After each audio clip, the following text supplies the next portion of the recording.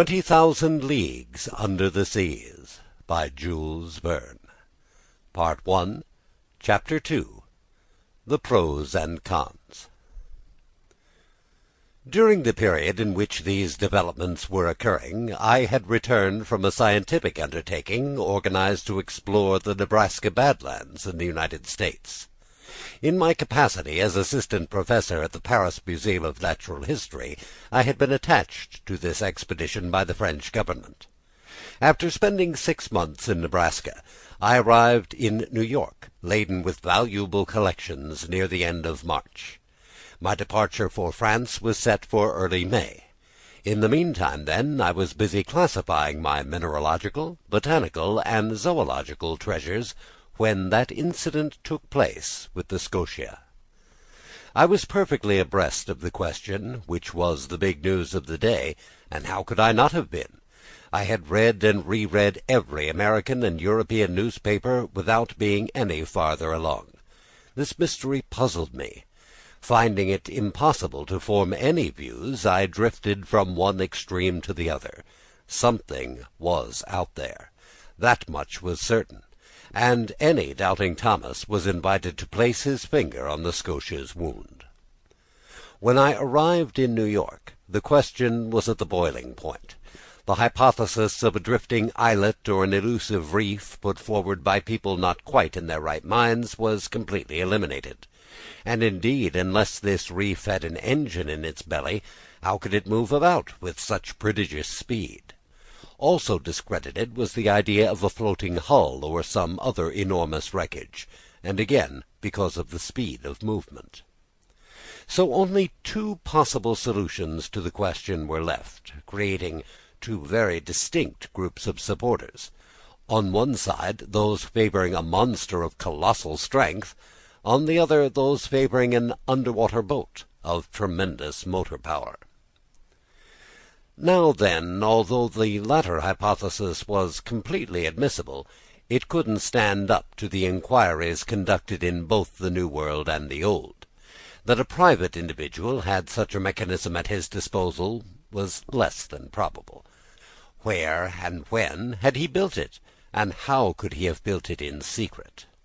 Only some government could own such an engine of destruction, and in these disaster-filled times, when men tax their ingenuity to build increasingly powerful aggressive weapons, it was possible that, unknown to the rest of the world, some nation could have been testing such a fearsome machine. The Chassepot rifle led to the torpedo, and the torpedo has led to the underwater battering ram, which in turn will lead to the world putting its foot down. At least, I hope it will. But this hypothesis of a war machine collapsed in the face of formal denials from the various governments. Since the public interest was at stake and transoceanic travel was suffering, the sincerity of these governments could not be doubted. Besides, how could the assembly of this underwater boat have escaped public notice?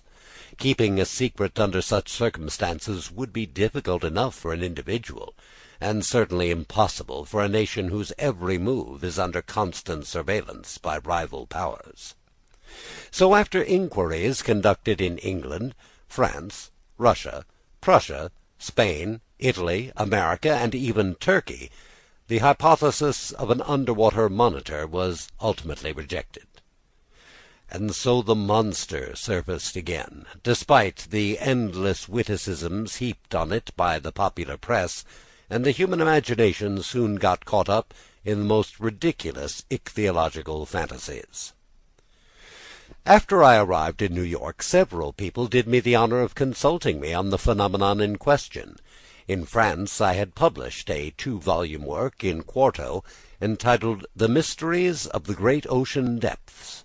Well received in scholarly circles, this book had established me as a specialist in this pretty obscure field of natural history.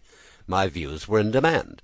As long as I could deny the reality of the business, I confined myself to a flat no comment. But soon, pinned to the wall, I had to explain myself straight out, and in this vein. The Honorable Pierre Aronnax, professor of the Paris Museum, was summoned by the New York Herald to formulate his views, no matter what. I complied. Since I could no longer hold my tongue, I let it wag. I discussed the question in its every aspect, both political and scientific, and this is an excerpt from the well-padded article I published in the issue of April 30th.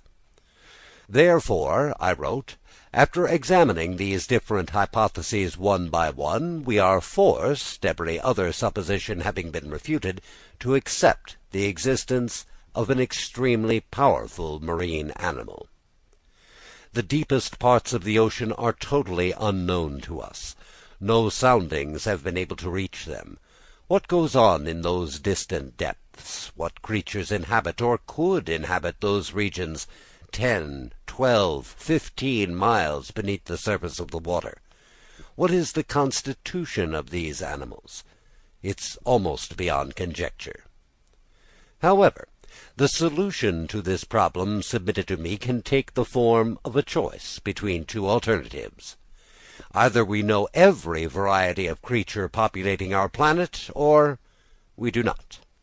If we do not know every one of them, if nature still keeps ichthyological secrets from us, nothing is more admissible than to accept the existence of a fish or cetaceans of a new species, or even new genera, animals with a basically cast-iron constitution that inhabit strata beyond the reach of our soundings, and which some development or other, an urge or a whim if you prefer, can bring to the upper level of the ocean for long intervals.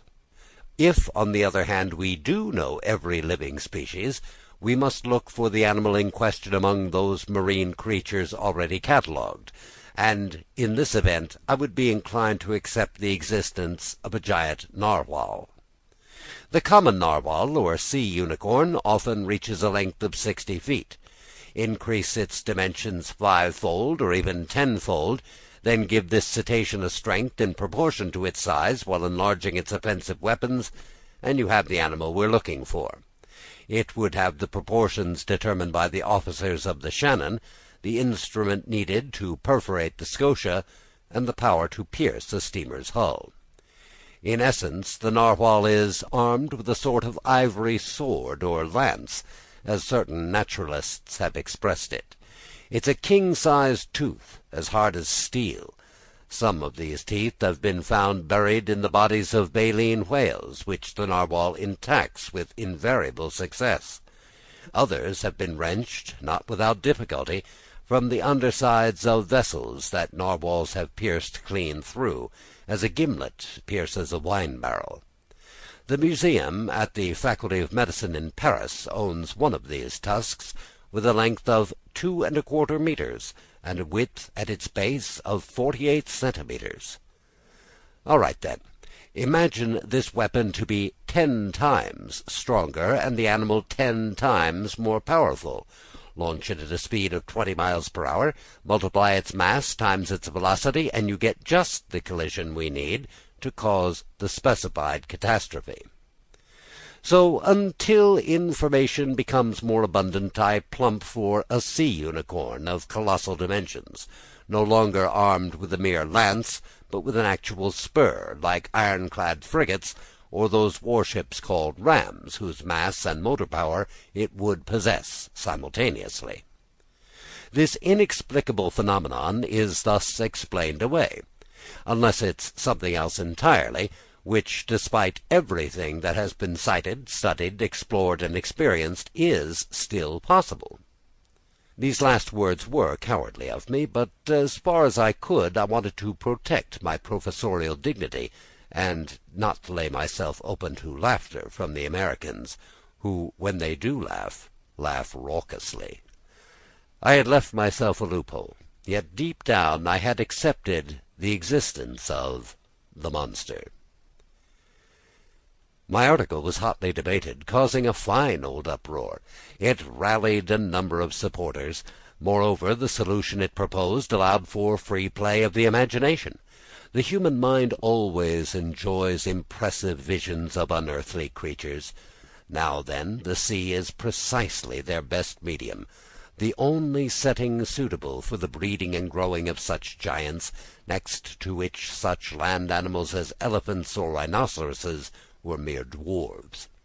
The liquid masses support the largest known species of mammals, and perhaps conceal mollusks of incomparable size, or crustaceans too frightful to contemplate, such as 100-meter lobsters, or crabs weighing 200 metric tons. Why not? Formerly, in prehistoric days, land animals, quadrupeds, apes, reptiles, birds, were built on a gigantic scale. Our Creator cast them using a colossal mold that time has gradually made smaller. With its untold depths, couldn't the sea keep alive such huge specimens of life from another age? This sea that never changes, while the land masses undergo almost continual alteration? Couldn't the heart of the ocean hide the last remaining varieties of these titanic species, for whom years are centuries and centuries millennia? But I mustn't let these fantasies run away with me. Enough of these fairy tales that time has changed for me into harsh realities. I repeat, opinion had crystallized as to the nature of this phenomenon, and the public accepted without argument the existence of a prodigious creature that had nothing in common with the fabled sea serpent. Yet if some saw it purely as a scientific problem to be solved, more practical people, especially in America and England, were determined to purge the ocean of this daunting monster, to ensure the safety of transoceanic travel. The industrial and commercial newspapers dealt with the question chiefly from this viewpoint.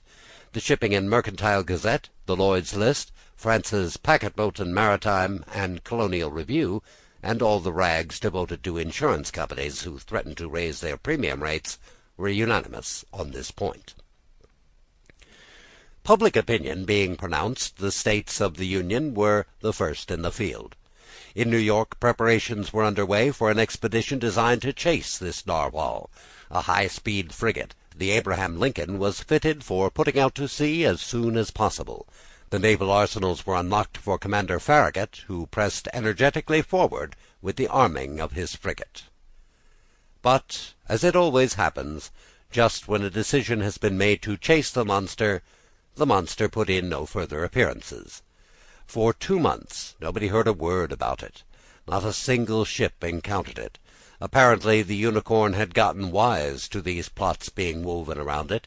People are constantly babbling about the creature, even via the Atlantic cable. Accordingly, the wags claimed that this slippery rascal had waylaid some passing telegram, and was making the most of it. So the frigate was equipped for a far-off voyage, and armed with fearsome fishing gear, but no one knew where to steer it. And impatience grew until, on June 2nd, word came that the Tampico, a steamer on the San Francisco line, sailing from California to Shanghai, had sighted the animal again, 3 weeks before, in the northerly seas of the Pacific. This news caused intense excitement. Not even a 24-hour breather was granted to Commander Farragut. His provisions were loaded on board, his coal bunkers were overflowing, not a crewman was missing from his post. To cast off, he needed only to fire and stoke the furnace. Half a day's delay would have been unforgivable, but Commander Farragut wanted nothing more than to go forth. I received a letter 3 hours before the Abraham Lincoln left its Brooklyn pier. The letter read as follows: Pierre Aronnax, Professor at the Paris Museum, Fifth Avenue Hotel, New York. Sir, if you would like to join the expedition on the Abraham Lincoln, the government of the Union will be pleased to regard you as France's representative in this undertaking. Commander Farragut has a cabin at your disposal. Very cordially yours, J.B. Hobson, Secretary of the Navy. So ends Part 1, Chapter 2, The Pros and Cons.